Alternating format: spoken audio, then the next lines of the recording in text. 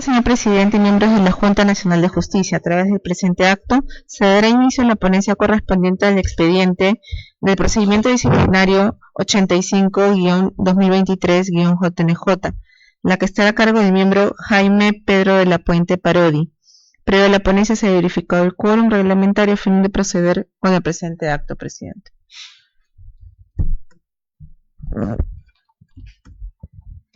Con su venia, señor presidente, voy a pasar a hacer la presentación de la ponencia cuyo número de procedimiento disciplinario ha dado cuenta la secretaria general.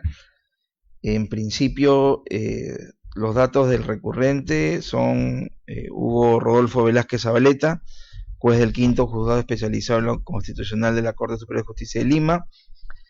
El cargo imputado, voy a permitirme leerlo, en el trámite del expediente número 13575-2017-61, al emitir la resolución 1 del 26 de septiembre de 2017 y la resolución 2 del 16 de octubre de 2017, no habría expuesto de manera razonada los fundamentos relacionados a la verosimilitud del derecho y al peligro en la demora, por lo que al conceder las medidas cautelares solicitadas, presuntamente habría vulnerado los principios de la cosa juzgada, tutela judicial efectiva, contenidos en los numerales 2 y 3 del artículo 39 de la Constitución Política del Perú, así como el deber de impartir justicia con razonabilidad y respeto al debido proceso, este último en su manifestación de motivación de las resoluciones judiciales, contenido en el numeral 1 del artículo 34 de la Ley de la Carrera Judicial, por lo que habría presuntamente incurrido en el segundo supuesto de la falta muy grave prevista en el numeral 13 del artículo 48 de la citada ley, pues presuntamente no habría cumplido con su deber de observar el debido proceso y fundamentar de manera razonada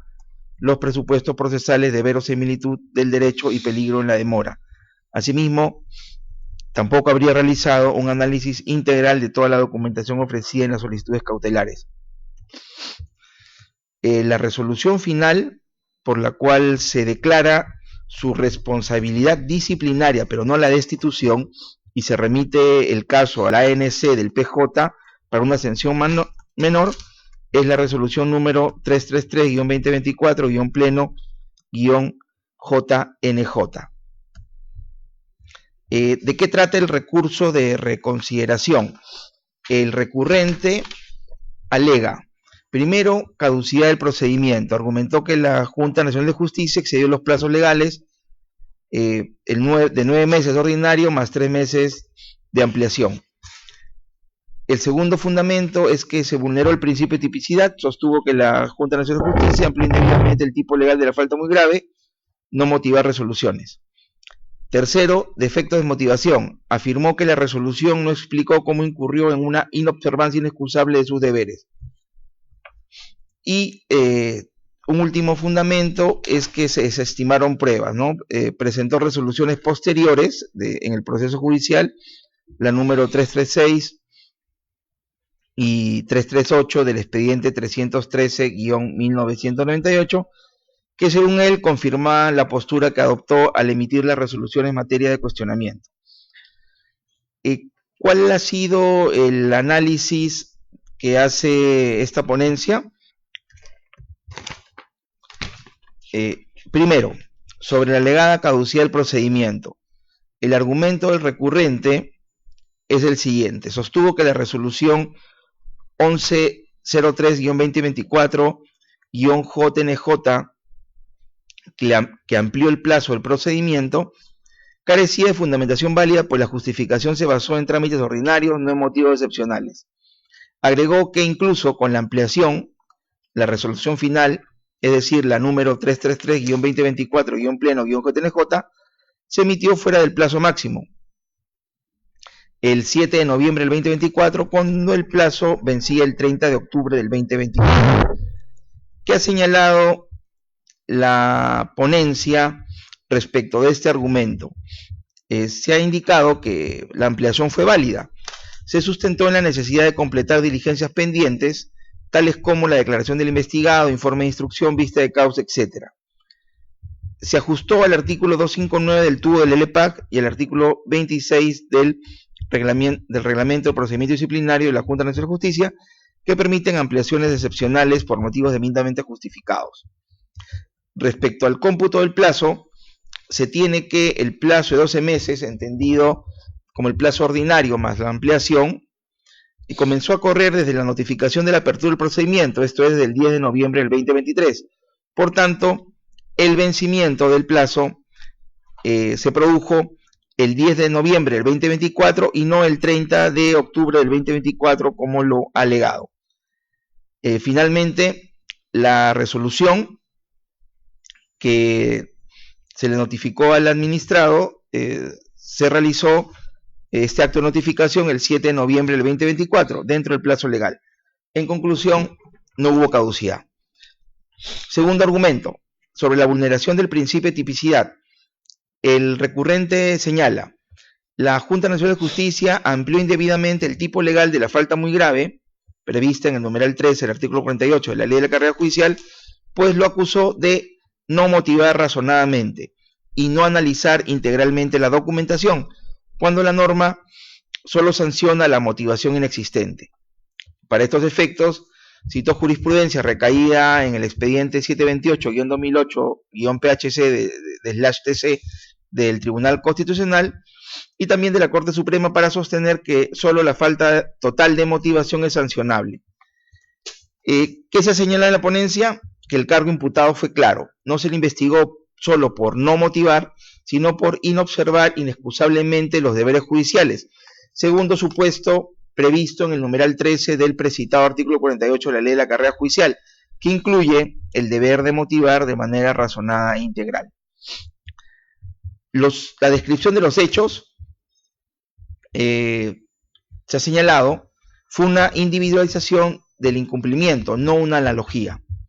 ¿Cuál es la jurisprudencia aplicable que se ha tomado en cuenta respecto de este extremo? La señalada por el Tribunal Constitucional en el expediente 206-2013 PA/TC, en el sentido que la motivación debe ser suficiente e incongruente, ¿no? Así como otra jurisprudencia que desarrolla el máximo intérprete respecto a los tipos de motivación. Se ha señalado también que la Junta Nacional de Justicia no ha creado un tipo penal nuevo, sino que se aplicó el deber genérico de motivar con razonabilidad prevista en el numeral 1 del artículo 34 de la Ley de la Carrera Judicial. En conclusión, no hubo vulneración del principio de tipicidad. Tercero, sobre los defectos de motivación en la resolución impugnada.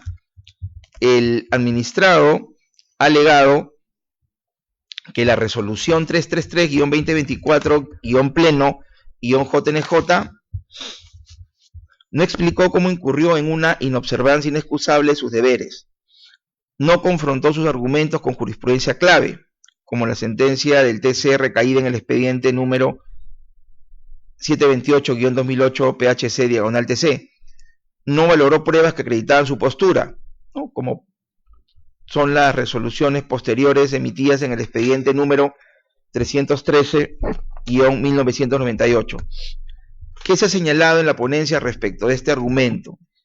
En primer lugar, que la resolución administrativa emitida por la Junta Nacional de Justicia sí cumplió con el estándar de motivación.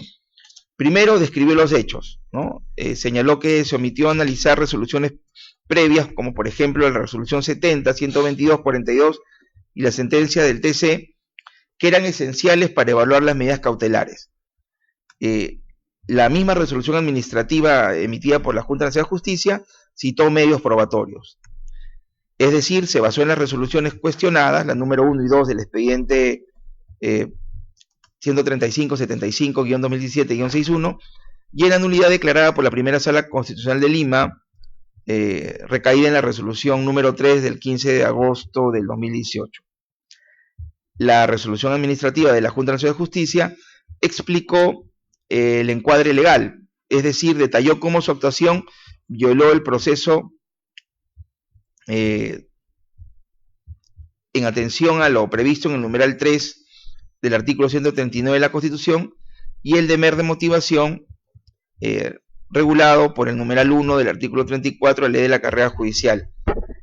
Respecto a la jurisprudencia no citada alegada por el recurrente, se ha señalado que la sentencia del TC recaída en el expediente 728-2008-PHC/TC no era relevante, pues el cargo no era falta de motivación, sino inobservancia de sus deberes. Sobre las pruebas desestimadas, se ha señalado que las resoluciones posteriores recaídas en el expediente 313-1998, es decir, la resolución 336 y la resolución 338, no justifican su falta de motivación inicial, pues, en primer término, no correspondían a un proceso civil, correspondían a un proceso civil y no a un amparo, donde el estándar de motivación es más estricto. Y en segundo lugar, fueron consideradas como atenuantes en la graduación de la sanción, pero no eximían su responsabilidad. Con relación a este punto, la conclusión de la ponencia, en función a lo indicado, es que la resolución impugnada cumplió con los requisitos de motivación. Sobre el punto 4, relacionada a la alegada vulneración del principio de cosa juzgada, el recurrente ha sostenido que no violó la cosa juzgada, pues las medidas cautelares solo declararon inoponibilidad temporal de la sentencia de indemnización a los bancos, sin modificarla. ¿Qué se ha señalado en la ponencia?